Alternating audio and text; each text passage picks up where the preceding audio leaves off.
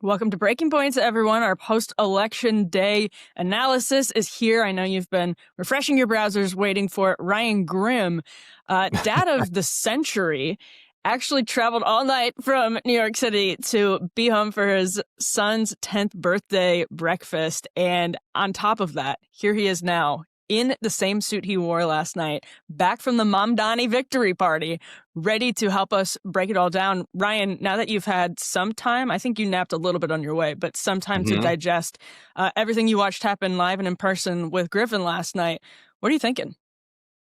I mean, it was quite a romp for Democrats across the country. So whether you're talking about, the kind of Democratic socialists, who stomped Cuomo in New York City, or the more center-left Democrats in Virginia or New Jersey, or the Pennsylvania Supreme Court justices who won re-election in Pennsylvania, or the utility commissioners who blew it out of the water in Georgia. Though it's a nonpartisan race, but those were the kind of known as the Democratic candidates. And even in Maine, we talked about this ballot measure that Leonard Leo had put, an enormous amount of money into trying to restrict absentee balloting. It was polling 50-50 going into the election.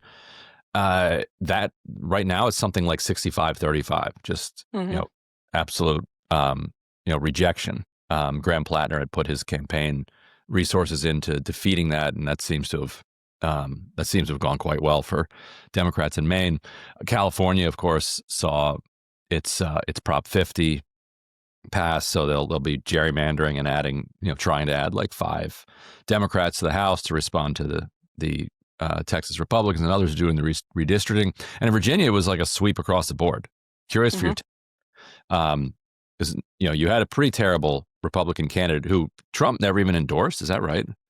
Yeah, Trump actually never endorsed Winsome Sears until the last minute. He still refused to endorse her when he was teletown halling. He did finally endorse? He did not. He did a teletown hall the evening of the election. That was like the anticipated Winsome Sears endorsement, perhaps. It never happened. He just told people to go out and vote for Republicans, generically.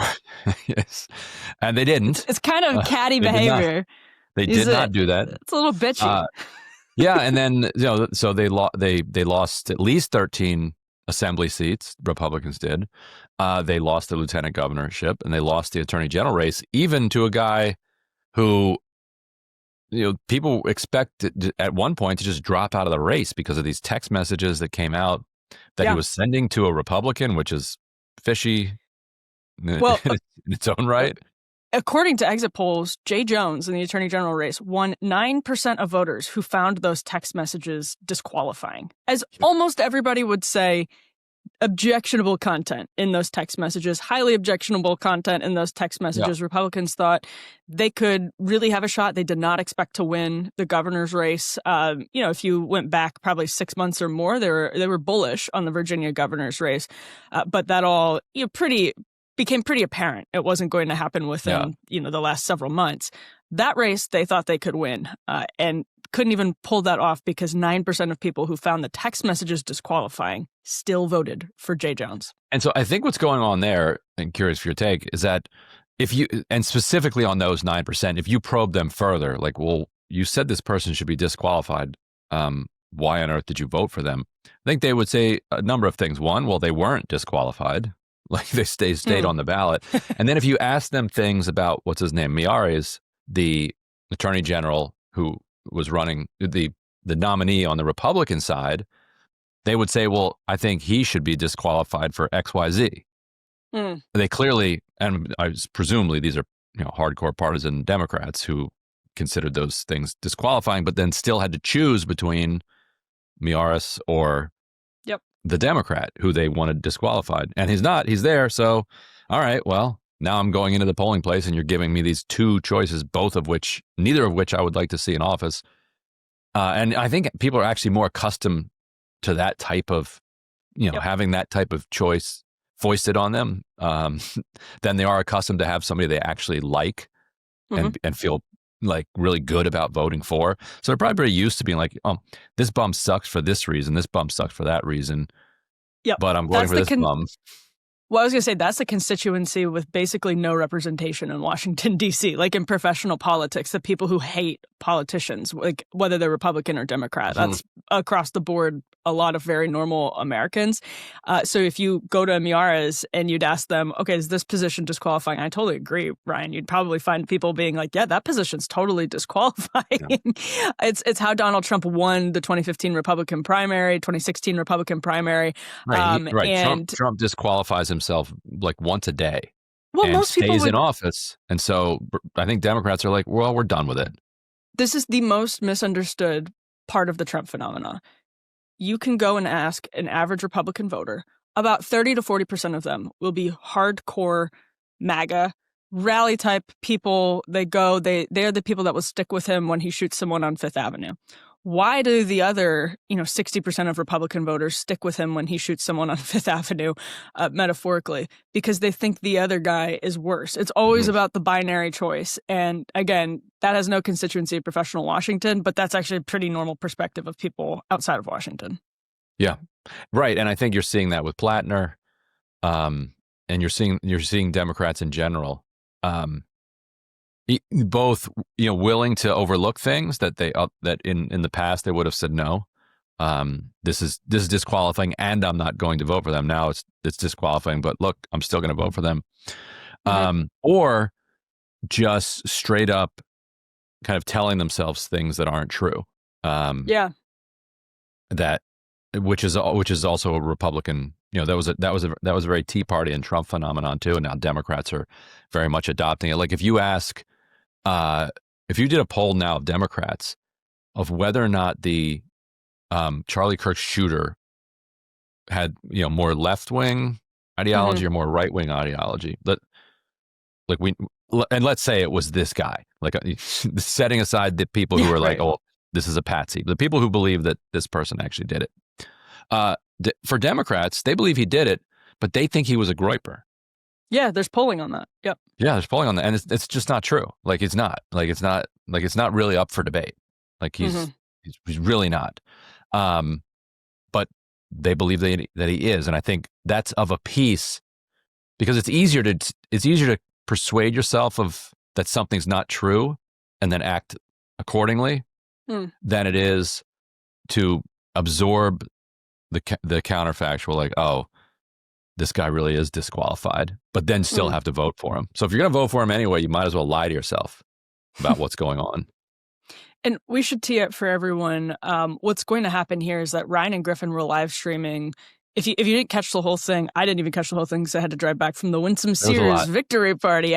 You guys went all the way to about midnight with some incredible reactions, live reactions in the moment from people like Sam Cedar, Hassan Piker. You had, Congresswoman Jayapal, Lena Khan. Lena Khan said something interesting. So that's all going to be, we're going to tee that up for you by sort of right now breaking down some of the reactions just over the last 12 hours from everyone, from Donald Trump, the folks on Fox News, and we're just going to kind of set the stage. I really want to hear how the Republicans are. I really want to hear how the Republicans are responding to the. Well, let's start. Let's start with a compilation. Producer Mac, I know you have that ready to go. A compilation of meltdowns. And again, what we're going to do is go through some of these reactions and then tee up our own reactions that Ryan and Griffin got live in the moment at the Mamdani victory party in Brooklyn last night. But first, let's start with this compilation of total meltdowns on Fox News and other places. To Zohran. Here we go. Well, you can't imagine how disappointed I am. This is can't say his name right. I honestly feel bad. I have friends of mine in New York. My phone is blowing up. They are officially depressed and scared. And this was also a hostile takeover by the Democratic Socialists of America. And this is a crazy situation. True. It's a very, very sad night. Made him the stylish candidate as exactly. well. The rapping video. The cool kid. Older people. This isn't just Gen Z or Gen X. I agree with you. Boomers and that kind of thing. Yeah, I see this as a disaster for New York City. And Zohran Mamdani. All right. Well, I want to bring in our panel. They'll cheer me up. They'll cheer all of us up. I don't think they will. Do you feel cheerful, Ryan? I feel like you didn't need to be cheered up. I actually do feel a little bit cheerful. Yes, because the problem here for them is that it looks like he's tracking to get over 50% of the vote. In Cuomo's, and we can roll a little bit of, I can pull up some of Cuomo's really petulant like speech that he gave last night. He said, nearly half of New York voters rejected Mamdani's message. So he's doing two things there. He's combining his vote with Sliwa's and the hardcore Sliwa people who, even after Trump begged them to not vote for Sliwa and vote for Cuomo instead, they still voted for Sliwa. So he's combining them with him and then saying that almost half rejected Mamdani, and that's a moral victory. And he called it a caution flag for going to a very dangerous place. Like it was as ungenerous whatever you would call it speech as you could possibly imagine. Here, let me play. Let's play a little bit of this because it fits with the theme of the Republican meltdown as well. Here it is. And this campaign was necessary to make that point. A caution flag that we are heading down a dangerous, dangerous road. Well, we made that point, and they heard us, and we will hold them to it. Also, my friends, feel proud because we accomplished the two important New York characteristics. We got up off the mat after the primary, and we made it a real race when the media had already commenced the coronation. That is not what happened, for the record. Media really in the tank for Mamdani. And proud because we fought our hearts out and we left it all on the field. Also untrue. He did not fight hard at all. He did not even betray any evidence that he wanted to win. To Zohran Mamdani.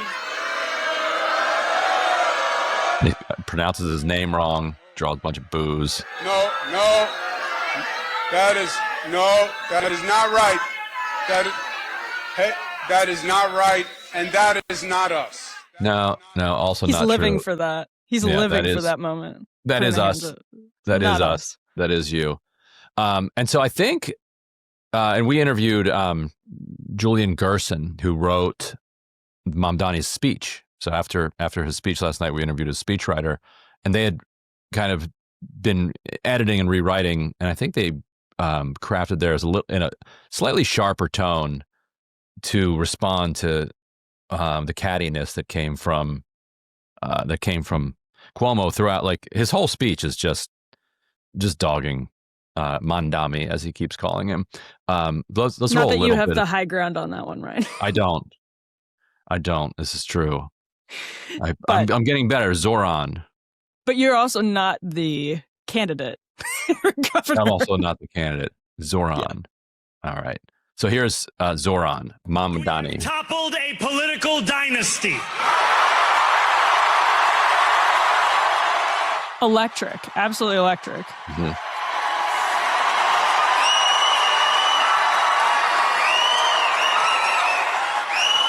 I wish Andrew Cuomo only the best in private life. But let tonight be the final time I utter his name. As we turn the page on a politics that abandons the many and answers only to the few. No, there we go. So, yeah, Brian, no, go ahead.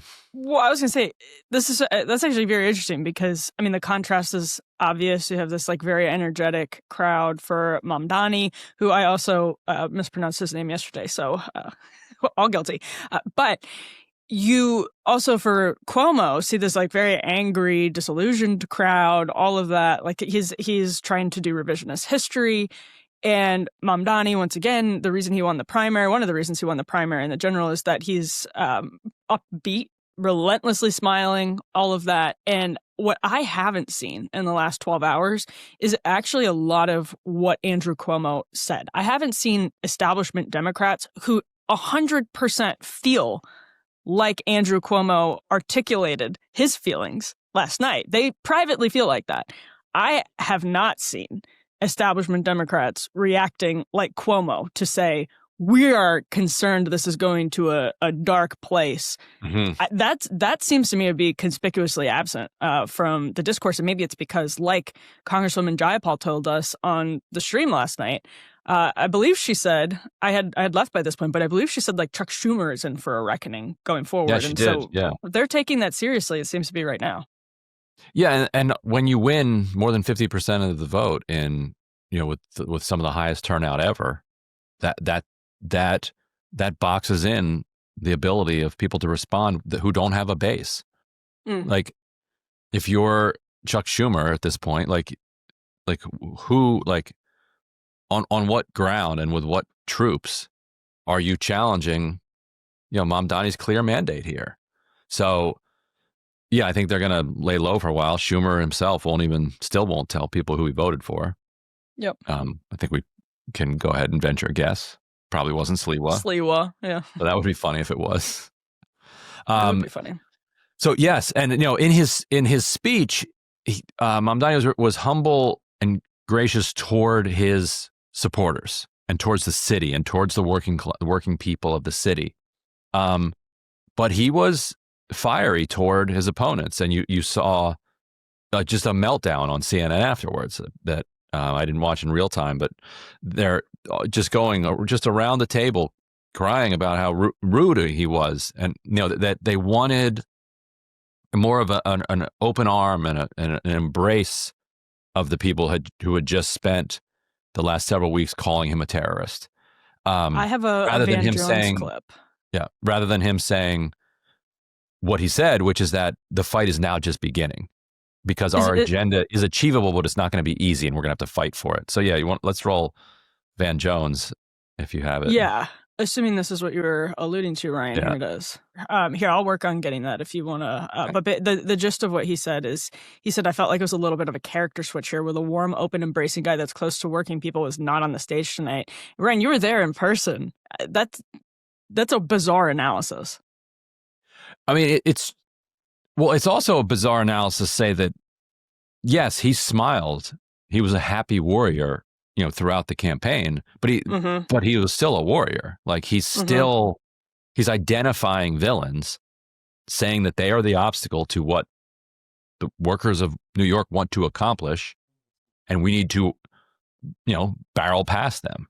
Like, that's what he's been saying. You do it with a smile on your face, but he's embracing the class conflict that is essential to, accomplishing his objective, according to him, and is essential for, like, the Bill Ackmans of the world to win, according to them. Now, Ackman put out a very short tweet saying he was ready to work with Mamdani. So, okay. We'll see where that goes. But what Mamdani and what Andrew Epstein told us on the stream as well is that, they now have these thousands upon thousands of people who have gone door to door and have done canvassing and other political events for the campaign, and he's going to keep them mobilized so that if, for instance, he can't dictate to the Rent Stabilization Board precisely what they can do when it comes to freezing the rent. He can appoint over time all of the people on that board, but not immediately.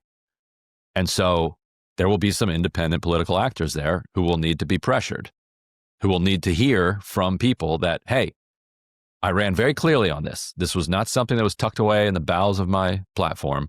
This was front and center. Freeze the rent. You guys need to freeze the rent. And we're going to politically organize in that direction. When it comes to creating the grocery stores, there might be city council members who oppose it. There might be, members of the legislature or the governor who want to try to get in the way of it. When it comes to the buses, you're going to have opposition because and some of it is. I'm curious how they're going to address the problem of what about people that just decide to live on the buses, right? That's not good It's a for real- them. It's not good for them. It's not good for the riders. It's not good for anybody. But if I needed a place to go and buses were free, why not? So they'll, this is something I'm sure they've thought a lot about, and they're going to try to figure out. But they'll have this political army that they plan to deploy, and so they need to stay fired up. And so that's why Van Jones is not going to get the tongue bath for the fat cats that they want. Yeah, the rest of the Van Jones quote is, I think he missed an opportunity. I think the Mamdani that we saw in campaign trail was a lot more calm, was a lot warmer, was a lot more embracing, was not present in that speech. And I think that Mamdani is the one you need to hear from tonight. There are a lot of people trying to figure out, can I get on this train with him or not? And he goes on to say, that's not I think he was using the microphone in a way that was almost yelling, and that's not the Mamdani that we've seen on TikTok and the great interviews and stuff like that. So, Ryan, did you get a sense from the campaign team that I know you were able to mingle with a bit last night? They're obviously busy, but sort of Mamdani world, that they have any intention of making some grand pivot, or, as he said in that clip we just referred to, he sees this as like a next chapter where he's turned the page on Cuomoism and kind of elite Democratic politics and is preparing to get down to work. But it seemed to me, I'm curious what you heard from people on the ground. I didn't notice much of a difference other than just intensity. I don't want to say unique, but what's unusual about the campaign is that it has these achievable objectives. Like, everybody knows what he says he wants to do. He wants to build the grocery stores, fast and free buses, freeze the rent, universal childcare. And in order to do that, he's got a tax plan that hits people making above certain amounts. And that's not like a socialist revolution. That's not giving free healthcare to everyone in the city. It's not. It is within reach, and it's those discrete things. And I think what he said is accurate. That it won't be. It's not impossible, but it won't be easy. But it's actually within reach. And then if you achieve those, and things are going okay, and then you can, pitch the next things. Obviously, even if you do all of those things, New York's still not affordable.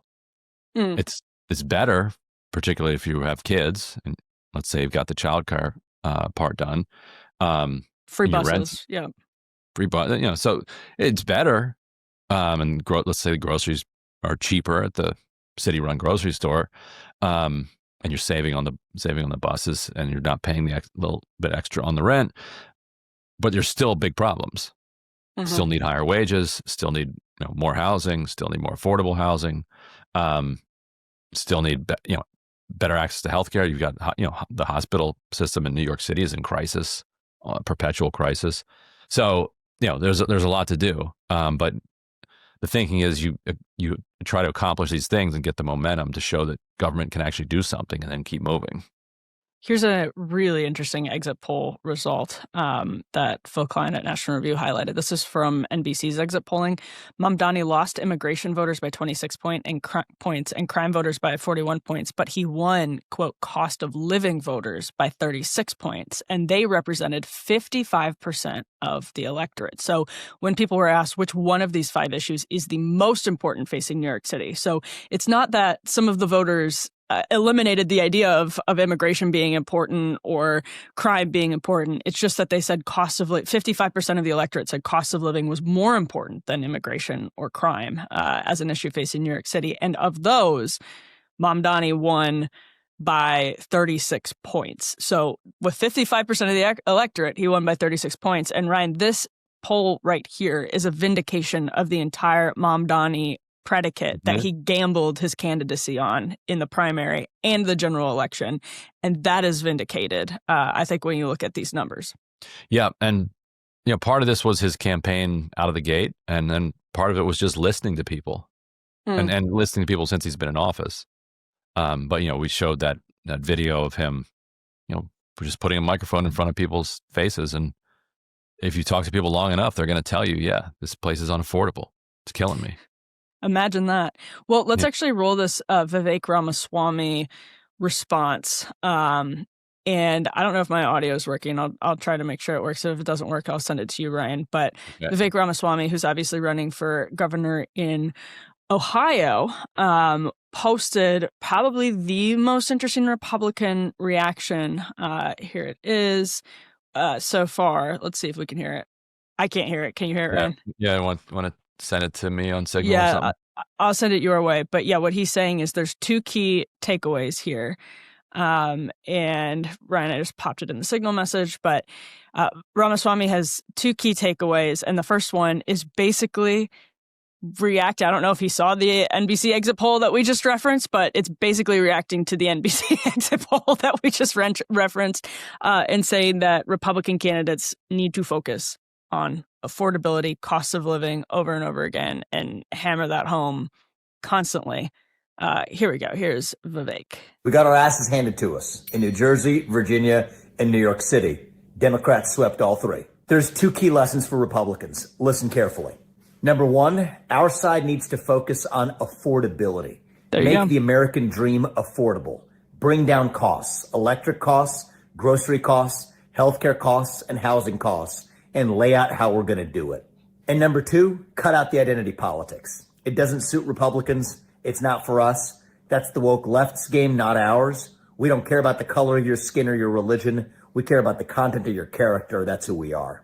He's referring there, I think, pretty clearly to people like Elise Stefanik ending the campaign by referring to Mamdani as a jihadist, which we've covered here multiple times, but is completely insane morally and practically. It is just a crazy, insane move, especially when the guy on the other side is telling people he's going to make it easier to live in New York City. And that is what's important to the average voter who is not going to believe the guy proudly marching in the Pride Parade, not to repeat myself with proudly marching in the Pride Parade, but is bringing Sharia law to New York City. I mean, so I don't know, like Vivek is, I think, sort of a squirrely politician, but he's completely right on those two measures. And he's running a gubernatorial race going across Ohio right now. Those seem to be pretty correct diagnoses. Yeah, if he wants to push affordability into the centerpiece of the Republican agenda, that's great. That's the whole point. That's what you want to happen. Let's get both parties working on it. Maybe they can half do it. But yeah, when he's talking about woke, is he talking about Israel a little bit there too? Is he saying that maybe this constant badgering him to go visit Israel wasn't a good move? It might have been that. It might have been a combination of that and referring to because Vivek finds himself in the crosshairs with the Groypers and Nick Fuentes. And so when he mentioned religion and skin color at the end, I think he gets a lot of this as well for his own religious background, focusing on someone. I see him getting attacked at TPUSA events for not being Christian. Yeah, he gets that a lot. And so I think my understanding of what Vivek said is probably that a lot of it comes from that. Got it. Here's how Vance reacted. So just before we went into this recording, JD Vance posted around 11 a.m. East Coast time. First of all, he said you need the Republican coalition is lower propensity, and that means, quote, we have to do a better job turning out voters than we have in the past. He said, quote, we need to focus on the home front. The president has done a lot that has already paid off in lower interest rates and lower inflation, but we inherited a disaster from Joe Biden, and Rome wasn't built in a day. We're going to keep on working to make a decent life affordable in this country, and that's the metric by which we'll ultimately be judged in 2026 and beyond. That is Mamdaniism. That's what we should probably say at this point, Ryan. And point 3 from JD is the infighting is stupid. I care about my fellow citizens, particularly young Americans, being able to afford a decent life. I care about immigration and our sovereignty, and I care about establishing peace overseas so our resources can be focused at home. If you care about those things too, then let's work together. Trump, meanwhile, has been, I don't know if it's fair to say, crashing out on Truth Social. He's having a wild one. This is how Trump has been reacting. He right away said, 13 hours ago, so that would have been around 11:30 p.m. East Coast time, quote, Trump wasn't on the ballot and shut down. were the two reasons that Republicans lost elections tonight, unquote, according to pollsters. He doesn't cite the pollsters. Incredible post. Then he posted about the ratings of 60 Minutes. And then Republicans terminate the filibuster, get back to passing legislation and voter reform, President DJT. And then pass voter reform, voter ID, no mail-in ballots, save our Supreme Court from packing, no two-state edition, etc. All caps, terminate the filibuster. And then he said, ... and so it begins, all caps. Just a lot going on in the mind of Donald J. Trump last night, Ryan. Yeah, shutdown, I think definitely hurt them in Virginia. Probably hurt them in New Jersey. So I think he's right about that. His name not being on the ballot. Yeah. So, no, I think those track. Calling on a filibuster to be removed. That's an interesting one in the wake of losing elections. And every time he does that, Thune comes out and says no. He's not going to do it. Yeah. I mean, but if Trump keeps hitting the drumbeat, at first I thought it was a negotiating tactic over the shutdown, but to post that twice in the aftermath of a pretty big Dem sweep was quite interesting. I saw Stoller making he was suggesting that Trump may worry that he's going to lose the Supreme Court case. Is it today that tariffs are getting? So Supreme Court is hearing a challenge to the constitutionality of his use of tariffs, because Congress has delegated tariff authority to the president, but not in a blanket way where you can just do it the way that he's been doing it. Just on a whim and for any reason. It's got to be an emergency and it's got to be targeted. He just did a formula and slapped it on the entire world. And at least two courts have struck them down. And so Stoler's theory was that he feels like he's going to need Congress for tariffs. Mm-hmm. And he's not going to get it with a filibuster in place. Will also be interesting is the court can rule that the tariffs were collected illegally, and then you have to give them back, which will be a giant mess because we're pushing like $1 trillion or something, like an insane amount of money has come in on these tariffs, paid for by consumers and businesses, but it wouldn't be the consumers and the businesses that would get the rebates. Mm-hmm. It would be whatever particular company like paid the tariff. I think the filibuster thing has something to do with that. Yeah, that might. There's an amicus brief in that case that's interesting too that suggests Trump could use another authority for it. We'll see if he, another technical authority for it. So we'll see if they lose and end up gambling in that direction. But before we move on from Mamdani, Ryan, well, this is sort of a bigger picture one too. I just wanted to flag some more exit polling. This one shows, for example, young women, 81% for Mamdani in New York City. Surprising, young women were not coming out in droves for Andrew Cuomo. 80% for Mikey Sherrill in New Jersey. 78% for Spanberger in Virginia. That's according to NBC's exit polls. It looked, I think I retweeted this, it looked also like Mamdani did well. I should be able to find it here. I saw 64%. Yeah, here it is. He was plus 40 with young men. So between the ages of 18 to 29, Sherrill was up 10 with young men. Spanberger was up 14 with young men. And Zohran was up 40 with young men. Again, that's according to NBC News' exit polling. Yeah, the Democrats keep asking themselves, how do we win men? How do we win men? And they keep being told how you win men. And they're like, well, how do we win men without doing that? Without offering any of that. Yes. The lesson is actually just you can appeal to men the same way you appeal to women, which is just making their lives better. Yeah. Promising to make their lives better. Right. But is there a plan B, a C? What else? Do you have anything else? Right.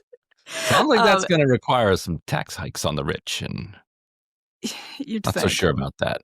And Ryan, again, I just wanted to get your take on a little something going on here. This is Frank Luntz looking at some of these counties in Virginia. He says every single county in Virginia shifted blueward tonight. These analyses in the New York Times with the arrow are my new election night favorites over the last couple cycles. So look at this. Loudoun County, which was, we were talking about this a bit last night, the battleground of the like parental rights movement in the Youngkin election. That was 12 points. Shifted 12 points for Abigail Spanberger, of all people. 12 points. And this is with Winsome Sears running on that full slate of culture war issues. In fact, at her victory party last night, in her concession speech, Sears mentioned three things, like the car tax, I think it was girls' sports, and not to pull a Rick Perry, but I'm forgetting off the top of my head what the other one was. I think at that point she said, it was expanding the economy, in that order. And it was, she's sort of a clumsy politician, and everyone now is like, oh, she just wasn't the right candidate. But they lost in New Jersey with a pretty good candidate too. So I don't know that it was necessarily Winsome Sears. A lot of it was political headwinds. But it's amazing that a lot of what felt like the future of politics to many people during 2020 and like capital PW peak woke, it's clearly not the golden ticket of the future in politics. And when you look over here, this is Alexandria Ocasio-Cortez telling MSNBC, a lot of people are willing to talk about party unity when it serves them, but not party unity when it serves everybody. We have a future to fight for, and we're either going to do that together or you're going to be left behind. So, Ryan, the question I wanted to ask you on that is, people reading the future as sort of socialist because Zohran won in New York City, but then you also have these big triumphs for like Abigail Spanberger and Mikey Sherrill, where you're persuading kind of swing voters in places like Loudoun. Obviously, these are blue counties that went red, but you're bringing people out. You're remaking the electorate in a way that it didn't look like in 2021. And obviously there are persuadable swing voters. Even the fact that people went out and voted on those numbers to form this kind of electorate means that they got them off their couches. And so there's this bifurcation of these like fantasies of the moderate Democratic establishment in Spanberger and Sherrill and like in Alyssa Slotkin and also Mamdani. So what is the lesson that is going to be taken away from it? Is it going to be Zohran was a fluke? If Sliwa had gotten out of the race, it all would have been fine. We could have won with the worst candidate ever, Andrew Cuomo. Or is it going to be, this is all, everything is new? Like, what's the lesson? So let me actually play some Sherrill here, because I think it's actually important to understand what she really ran on in order to be able to answer that question. So here's Mikey Sherrill. I am fighting for you. I'm fighting for affordability. I'm fighting to get your costs down. I'm declaring a state of emergency on day one, freezing utility rate hikes. I said last night, you know what? I'm not playing. Right? I'm not doing a 10-year study. I'm not writing a strongly worded letter. Abundance. I'm not convene a group. I'm declaring a state of emergency to drive your costs down. And that's just where it starts, because as I'm looking to the budget, I'm increasing that first-time home buyers program so you can get your foot in the door. Try to build your family's generational wealth. I'm taking on those landlords who are colluding to drive up your rental prices. Will my opponent do that? No. His biggest donor is one of those guys that's being investigated right now. So this is the fight. And at every single level, I have been willing to take on this fight, and I will fight anyone when it comes to fighting for the people of New Jersey. That's my commitment to you. Fascinating. Yes. And so back in September, Crystal and I made fun of Democrats for how poorly Spanberger and Sherrill were doing in the polls. And Sherrill continued doing poorly in the polls up through New Jersey. So we now have like Neera Tanden and all of her like mob kind of like being like, you shared this poll from September where they were not doing well. And look, now they won by a lot. Aren't you guys morons? And to me, it's like, if this is what qualifies as Democratic centrism, then the left has won.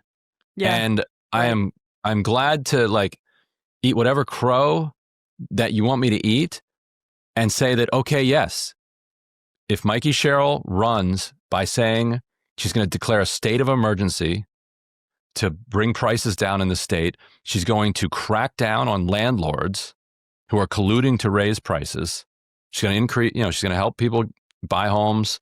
And she's going to, across the board, not a long committee, across the board, she's going to immediately make affordability the thing that she's going to do. And she's going to do that by fighting against the greedy landlords and breaking them up. And she can do it because she's not taking their money and the opponents are. If that is what qualifies as Democratic centrism, then Neera Tanden, amazing, wonderful. That's terrific. You got me. Welcome to the party. Yeah. No. It's your party. It's your party. Let them think it's their idea. And if they run with it, great. That's the whole point. And Jayapal talked about this on the stream last night, but it's important to underscore. People like Cheryl and Spanberger actually were quite good in 2022 when it came to the child tax credit, and actually a lot of the kind of climate money, and they wanted to show voters that they were doing something, that they were making their lives materially better, and in particular, they fought very hard around the care economy stuff, and they lost that fight. And Democrats and the country's much worse off because they lost that over in the Senate. But these are a different kind of centrist Democrats in the sense that they're actually trying to make regular people's lives a little bit more affordable and better. So it's not as if they just picked this stuff up. They were in 2022, the New Democrats, which are the offshoot of the business wing of the Democratic Party, really really rallied around the child tax credit in particular. And if that is what qualifies as the right wing of the Democratic Party, then that's that is a total victory for the populist side, and we'll be gracious about it. Good, wonderful. Congratulations to Mikey Sherrill. Well, maybe you'll be gracious about it, Ryan. We'll all and Crystal will be gracious. Everyone will follow our lead and be gracious. So we're again talking about double-digit wins here for Spanberger and Sherrill. So 57.2% for Spanberger, 42.6% for Sears, with 95% of the vote in here on Wednesday morning. Jay Jones, who Republicans thought they actually might beat, even he won by it's looking like 6 points, so 52.8%, more than half the vote, and 46.8% for Miyares. We are looking at Mikey Sherrill at 56.2% with 95% of the votes, and to Chitterelli at 43.2% of the votes in. And of course, Zohran Mamdani right now with 91% of the votes in is at over 50% of the vote. He's at 50.4%. And Andrew Cuomo is at 41.6%. Incredible stuff, Ren. Yes, indeed. So big night for Democrats. I don't know what kind of brakes it puts on Trump. I don't know how connected he feels to the electorate and to polls at this point. He seems to have the least amount of responsiveness of any president ever, including his first term, of kind of reaction to the public will. But this is a pretty big expression of that will. So I guess we'll see. Yeah, not entirely different from what happened in 2017 or 18. And I was talking to a consultant last night, a GOP consultant last night, who was looking back on those races, and we were reflecting on how heavily they were influenced by Russia collusion narratives. But you'll remember, Ryan, healthcare was also a huge fixture in those elections. And, in Virginia, obviously, the conversation about federal workers and DOJ, that's front of mind for people, so probably contributes to the easy win, even for somebody like Jay Jones in that state. But Trumpism, if you're one of the professional Republicans here in Washington that doesn't believe Donald Trump should run for a third term, as even he seems to be conceding he won't at this point, then right now you're looking really seriously at how J.D. Vance is analyzing these election results, and you're realizing that you've got about 3 years left to kind of coast on MAGA, which has never worked in down ballot races unless Donald Trump, as he put it on Truth Social correctly, is at the top of the ballot. So that kind of artificial sugar high is coming to an end for Republicans, and they need to figure out. Winsome Sears was seen as somebody, in fact, that could be Glenn Youngkin was seen as somebody who could be Trumpism without Trump. That could be the kind of early model for the future with persuadable voters, and can keep the MAGA coalition of working class, multiracial working class coalition coming to the polls. You know, these elections are low propensity, but you have to win a whole lot of low propensity elections to have national power. So it's a huge question, obviously weighing on the minds of many, many Republicans right now. Yep. Yes, indeed. All right. Well, we have so many reactions. There's nobody that you would want in your corner apart from Ryan Grimm, or other than Ryan Grimm and Griffin, to grab the most high-profile people who are just milling about a campaign party, because you guys it's like Stefan. That's what I was thinking about last night. It was like a Stefan sketch. Like, we have everyone. Lena Khan, a star of Sex and the City, Congresswoman Pramila Jayapal. That's what you guys did. And Khan alluded last night to a role she was going to play in the Mamdani administration. She just said at a press conference that she's going to join the transition team. So that's going to be very good, because Lena Khan is one of the most effective implementers of the kind of populist antitrust vision of Democrats. It's one thing to write a paper about it or talk about it on a podcast. It's a whole other thing to actually go to court and go to the lawmakers and put something into actual practice that combats that corporate power. And so, she has been doing that and thinking about it and getting it actually done. And so if she's, involved in the Mamdani transition, that's, I think, very good news. Fascinating. And so make sure that you stay tuned to hear exactly how everyone was reacting. We're about to roll this now. It is like a Stefan sketch, all of the people that you would ever imagine, and then some of the people you would never imagine hearing from the Frankie Boys Mamdani live stream. Incredible, Ryan, and incredible that you made it home for the birthday breakfast today, too. Yeah, and got him these Philadelphia Eagles Crocs in New York that are very cool. So whoa, great. That's awesome. Well, Packers versus Eagles coming up too. So I don't want to ruin his birthday, but you guys are going down. We'll see. We'll have to watch it again. All right. All right. Now enjoy the reactions live on the ground from the Mamdani victory party. Hey, if you like that video, hit the like button or leave a comment below. It really helps get the show to more people. And if you'd like to get the full show ad-free and in your inbox every morning, you can sign up at breakingpoints.com. That's right. Get the full show, help support the future of independent media at breakingpoints.com.